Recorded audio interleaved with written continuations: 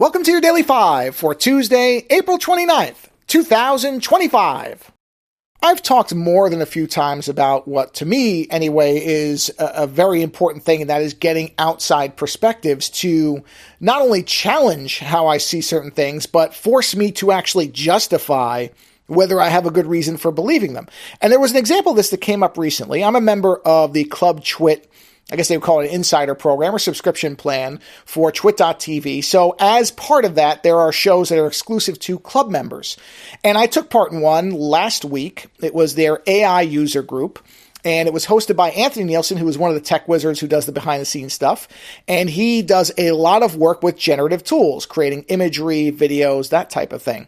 And he was kind of going through his process on how he does that. And at one point, we were discussing some of the kind of pros and cons of these tools. And Leo Laporte, the main host and founder of the network, at one point asked me if I was afraid of these tools as an artist. And I said I wasn't.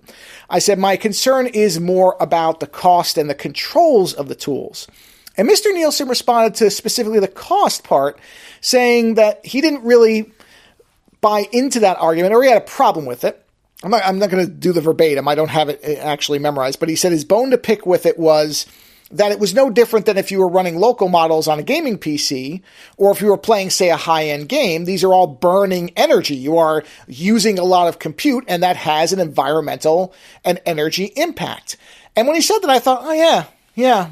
You know what? Maybe I'm wrong about that, but it was sticking around in my brain. Like I couldn't shake it. There was something about it where I'm like, I don't know. I don't disagree, but there's something I'm not thinking of here. And I actually, over the weekend, it occurred to me that there is a key difference. Not in terms of the energy use and the impact. I think those are absolutely worthwhile debates to have on, whether running an AI model is, in terms of environmental impact, any different than running a high-end game for a number of hours. It's just in terms of energy use. But there is one difference, and it's one that I think is significant.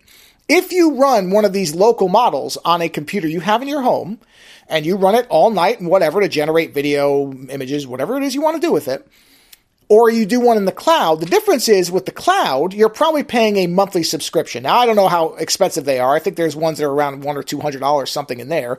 But there's also ones that are far cheaper. I know I get some as part of my Adobe subscription. I don't use them, but I know they're there. But if I were to run the local model on my machine, I would get an actual energy bill. And in Northern California, it would be from PG&E. And I guarantee you, if I did it a lot, it would be far in excess of a couple of $100s. I can guarantee that. And that would be something that would make me actually have to assess whether, because there's a lot of people who are AI proponents like, oh, just generate whatever you want. Even if it doesn't get it right, then just do more. It doesn't matter. It's all just throw away whatever the bad results are. Again, easy to say when you're not getting the bill yourself.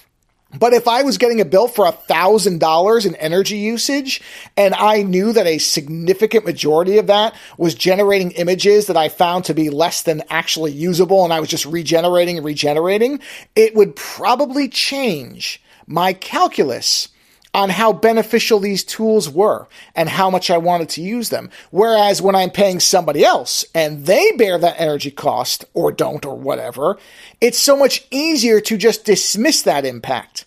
And I'm not saying that if everybody got a bill for their actual energy usage, they would suddenly just stop using these tools. That's not my assertion. And I don't want this to be in any way read as any type of criticism of Mr. Nielsen. I think it's a perfectly valid viewpoint. I just think there's another dimension to it that's easy to forget about, not even to dismiss, but just not to think about the difference between, I'm paying X number of dollars, probably likely less than $100 a month to a company for what this energy impact is, as opposed to I get the bill. And I think that would change how a lot of people use these tools, no matter how much they love them. If they had to pay directly, I have a hunch that many of them would at least scale back their usage because they would have to actually directly reckon with the impact of what they're doing and whether it is in fact worth that cost. So that is the one difference. So I don't disagree with him in the overall, but it is different when there isn't a degree of separation between that energy bill, not even true environmental cost, but bill, and just paying a company to actually get that bill themselves. So I think it is a significant difference. I don't think it necessarily changes the calculus for some people, but it is important to note later.